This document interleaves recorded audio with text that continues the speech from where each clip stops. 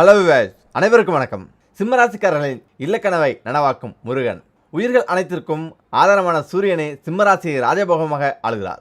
இந்த ராசியில் பிறந்தவர்கள் பெரும்பாலானோருக்கு பரம்பரை சொத்து அமையும். உங்களின் வீட்டை பற்றி நிர்ணயிக்கும் இடத்திற்கு செவ்வாய் தான் அதிபதியாக வருகிறார். அவரும் சூரியனுக்கு நட்பாக தான் வருகிறார். எனவே எப்படியும் உங்களுக்கு வீட்டு யோகம் உண்டு. சொந்த ஜாதகத்தில் செவ்வாயும் சூரியனும் பலமிழந்து இருந்தால் மட்டுமே தாமதம் ஏற்படும். வீடு விஷயத்தில் உங்களை கொஞ்சம் அதிர்ஷ்டசாலி என்றே சொல்லலாம். ஏனெனில் கட்டிட ஸ்தானாதிபதியும் பிறகு யோகங்களையும் வசதி வாய்ப்புகளையும் தரக்கூடிய வீடான 9ஆம் வீட்டிற்கு அதிபதியாக சுக்கிரனே வருகிறார். இளம் வயதிலேயே வீடு சொத்து சுகங்கள் இருக்கும். பூர்வீக சொத்தும் கிடைக்கும். பொதுவாக வீடு நிலத்தை பற்றி பேசுவதில் அதிக ஆர்வம் காட்டுவீர்கள். மெயின் ரோட்டில் இருக்கிற இந்த இடத்துல கல்யாண மண்டபம் கட்டினா நல்லா இருக்கும் என்று அபிப்பிராயம் சொல்ல தயங்க மாட்டீர்கள். இருப்பதிலேயே நல்ல இடம் எதுவோ அதைத்தான் நீங்கள் சொல்வீர்கள். பரம்பரை பணக்காரர்கள் சொத்துக்கள் உள்ளோர்தான் உங்களுக்கு நண்பர்களாகவும் இருப்பார்கள். எவ்வளோதான் சொத்து பற்றி பேசினாலும் கட்டிடங்களை ரசித்தாலும் பெரிதாக வாங்கி குவிக்கும் ஆசை இருக்காது. எப்போதோ 4 இடம் வாங்கி போட்டிருப்பீர்கள், அதை உடனே விற்பீர்கள். அதனாலேயே நறுக்கென்று 4 சொத்துக்கள் இல்லாது வாழ்க்கையின் பிற்பகுதியில் தவிப்பீர்கள். பொதுவாகவே சிம்மராசிக்காரர்களுக்கு கையில் பணம் இருக்கும்போது ஏனோதானோ என்று செலவு செய்வீர்களே தவிர தொலைநோக்கு பார்வையில் வீடு நிலமெல்லாம் வாங்கி போட தெரியாது. சிம்மராசிக்கு சூரியன் அதிபதியாக வருவதால் அரசாங்க அலுவலகங்கள் தலைவர்களின் சிலைக்கு அருகில் வீடு அமைந்தால் நல்லது. நீங்கள் வசிக்கும் வீடு ஊரின் கிழக்கு பகுதியாக இருந்தால் அபரிதமான அதிர்ஷ்டம் தரும். சிம்மராசிக்குள் மகம், பூரம், உத்திரம் 1ஆம் பாதம் நட்சத்திரங்கள் வருகின்றன. அதில் முதலில் மக நட்சத்திரத்தை பற்றி பார்ப்போம். இந்த நட்சத்திரத்தில் பிறக்கும் பெண்கள் தான் வீட்டு விஷயத்தில் பெரிதும் ஆர்வம் காட்டுவார்கள்.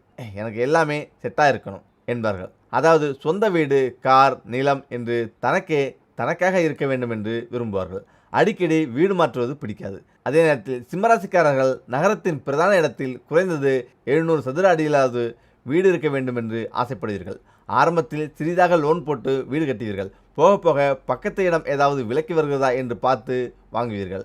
சகோதரன் அல்லது சகோதரிக்கு சேர வேண்டிய பரம்பரை சொத்துக்கள் சில முரண்பாடான சூழ்நிலையில் உங்களுக்கு வந்து சேரும். வீடு கட்டுவதற்கான எல்லா மெட்டீரியலையும் உயர்தரமாகவே வாங்குவீர்கள். அரசு வங்கி கடன் கிடைக்கும். கலப்பு மண் அதிகமுள்ள நிலமாக இருப்பின் நல்லது, அல்லது செம்மண் நிறமாக இருந்தாலும் பரவாயில்லை. பத்திர விஷயங்களில் கவனமாக இருங்கள். அரசுக்கு செலுத்த வேண்டிய தொகையை சரியாக இருக்கிறதா என்று ஒரு முறைக்கு பலமுறை பார்த்து கொள்ளுங்கள். உங்கள் ராசிக்கு அதிபதியாக சூரியன் வருவதால் அரசு சார்ந்த விஷயங்களில் உஷாராக இருப்பது நல்லது. உங்கள் ராசிநாதன் சூரியன், நட்சத்திரத்தின் அதிபதி கேது, இந்த இரண்டும் இணைந்த அமைப்பு கிரகத்தை காட்டுகிறது. எனவே சில விஷயங்கள் உங்கள் கண்ணை மறைக்கும். யாரேனும் அடுத்த வருஷம் இந்த இடத்துக்கு பக்கத்தில் 200 அடி ரோடு வரப்போகுது, அளந்துட்டு போயிட்டாங்க என்றால் உடனே நம்பிவிடாதீர்கள். விசாரித்து வாங்குங்கள். சிறு தொழிற்சாலைகள், welding, lathe company, mechanic shed போன்றவை வீட்டுக்கு பக்கத்தில் இருக்காது பார்த்துக்கொள்ளுங்கள். கிழக்கு, வடக்கு, தெற்கு நோக்கி வீட்டின் தலைவாசல் இருப்பது நல்லது. மேலும் ஊரின் இந்த திசைகளிலேயே வீடு இருப்பது அதிர்ஷ்டத்தை கொடுக்கும். சிறு வயதிலேயே சுக்கிரதசை நடப்பதால் 27 வயதுக்குள் வீடு அமைப்பும் சென்டிமெண்டாக ஒரு சொத்தை உங்கள் பெயரில் வைத்துக்கொண்டு மற்ற சொத்துக்களை வாழ்க்கை துணையின் பெயரிலோ பிள்ளைகளின் பெயரிலோ எழுதி வைப்பது நல்லதாகும். மேலும் உங்களின் ஏழரை சனியின் போது சொத்துக்களை உங்கள் பெயரில் வாங்காமல் இருப்பது நல்லது. அப்பார்ட்மெண்ட் என்றால் எல்லா மாடுகளுமே ஏற்றது. புதுமனை புகுழா, பத்திரப்பதிவு செய்தலை ரோகிணி, அஸ்வினி, சுவாதி, அனுஷம் போன்ற நட்சத்திரங்களில் வைத்துக்கொள்வது வளத்தை பிறக்கும். இனி பூரம் நட்சத்திரம். பூரம் நட்சத்திரத்தை பற்றி பார்க்கலாம்.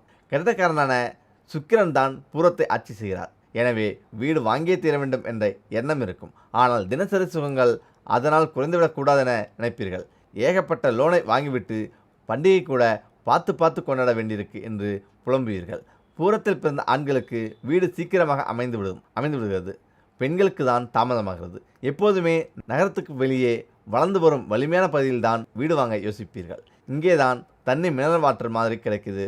வீடுனா தண்ணியும் காற்று தான் ரொம்ப முக்கியம் என்பீர்கள். 2 வீலர் வைத்திருந்தாலும் கார் பார்க்கிங் இருக்கும் வீடாக பார்த்து வாங்குவீர்கள். வசிக்கும் இடம் அதிக நெரிசலாக இருப்பதை விரும்ப மாட்டீர்கள். தனி வீடாக இருந்தால் மிகவும் பிடிக்கும்.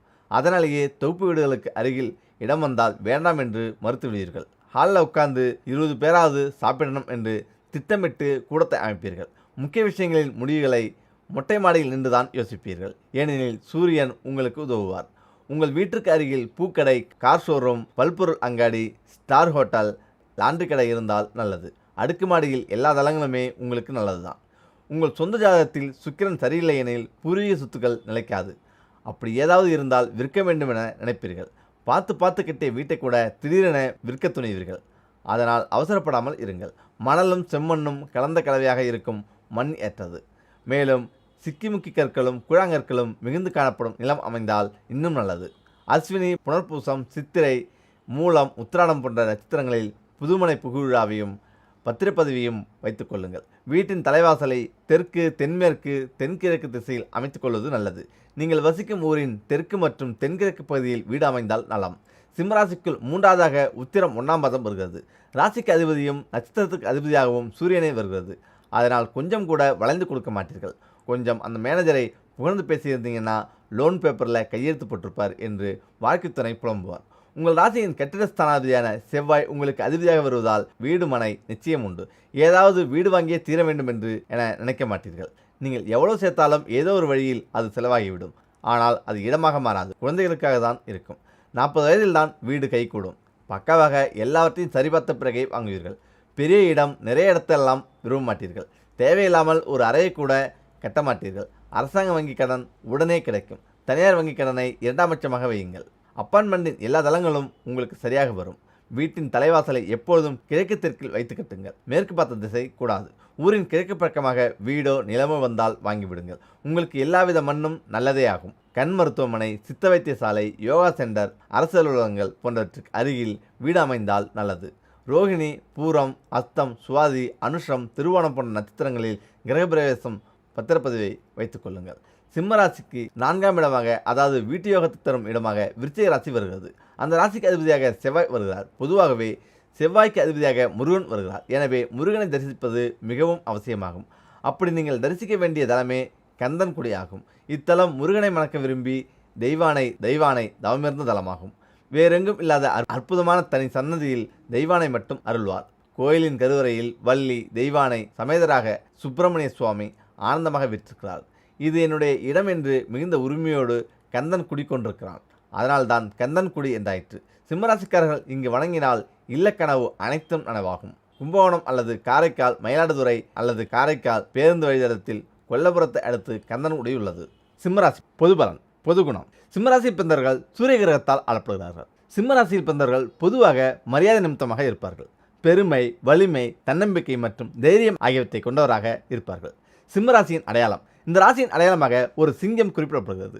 ஒரு சிங்கத்தைப் போலவே இந்த ராசியை கொண்டவர்கள் மிகவும் வலிமையானவர்களாகவும் தைரியமானவர்களாகவும் இருக்கிறார்கள். தோற்றம். சிம்மராசி பிறந்தவர்கள் மாற்று சிந்தனை கொண்டவராக இருப்பார்கள். இந்த ராசிக்காரர்களின் தலை சற்று பெரியதாக இருக்கும்.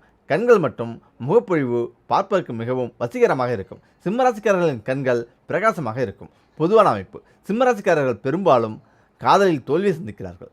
ஏனெனில் அவர்கள் பொதுவாக வாழ்க்கையில் நிறைய எதிர்ப்புகள் கொண்டவர்கள். இந்த ராசிக்காரர்கள் மிகவும் நம்பிக்கையும் லட்சியமும் கொண்டவர்கள். அவர்கள் தங்களது பணியை மிகுந்த விடாமுயற்சியுடன் செய்கிறார்கள். யாருக்கும் வெறுப்பு தன்மையை உண்டாக்க மாட்டார்கள். பொழுதுபோக்கு. தூங்குவது, சினிமா பார்ப்பது, பல்வேறு பொருட்களை சேகரிப்பது, ஆடம்பரமான ஆடைகளை அணிவது மற்றும் சுவையான உணவுகளை சாப்பிடுவது ஆகியவை சிம்மராசிக்காரர்களின் சிறந்த பொழுதுபோக்காக இருக்கும். குணாதிசயம். சிம்மராசிக்காரர்கள் நிகழ்காலத்தில் கவனம் செலுத்துவதை விட எதிர்காலம், கடந்த காலங்களை பற்றி சிந்திப்பது அதிகமாக இருக்கும். இதுவே அவர்களுக்கு மிகப்பெரிய தொல்லையாக அமையும். கல்வி மற்றும் வேலை. வணிகம், மருத்துவம், குழந்தை மருத்துவர் மற்றும் இருதய நோய் நிபுணர், இலக்கியம், பத்திரிகை, அரசியல், அறிவியல், ஜோதிடம் போன்ற துறைகளில் மிக சிறப்பாக செயல்படுவார்கள். இது தவிர உலோகம் மற்றும் கல் தொடர்பான தொழில்களிலும் அவர்கள் வெற்றி பெறுவார்கள். காதல் வாழ்க்கை. சிம்மராசிக்காரர்களுக்கு காதல் ஒரு முக்கியமான ஒன்றாக இருக்கும். பல சிரமங்களை தாண்டி பின் அவர்கள் இந்த உணர்ச்சியை அனுபவிக்கிறார்கள். உணவு, ஒழுக்கமான ஆடை மற்றும் சிறந்த நடத்தையால் அவர்கள் ஈர்க்கப்படுகிறார்கள். திருமணம் மற்றும் பொது வாழ்க்கை. சிம்மராசிக்காரர்கள் திருமணம் செய்து கொள்ளும் போது சிரமங்களை எதிர்கொள்ள வாய்ப்புள்ளது. இருந்தாலும் திருமணத்துக்கு பின் அவர்களின் அதிர்ஷ்டம் பிரகாசிக்கும். அம்மாவுடன் சிம்மராசிக்காரர்கள் நெருக்கமாக இருப்பார்கள். அன்பு மழை பொழிவர். நண்பர்கள்.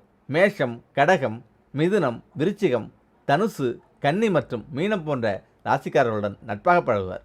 அதே நேரத்தில் துலாம், மகரம் மற்றும் கும்பராசிக்காரர்களுடன் மோதல் போக்கை ஏற்படுத்தலாம். அதிர்ஷ்ட எண் 1 மற்றும் 4. அதிர்ஷ்ட நிறம் சிவப்பு மற்றும் தங்க நிறம். அதிர்ஷ்ட நாள் ஞாயிற்றுக்கிழமை. அதிர்ஷ்ட ரத்தினம் மாணிக்கம்.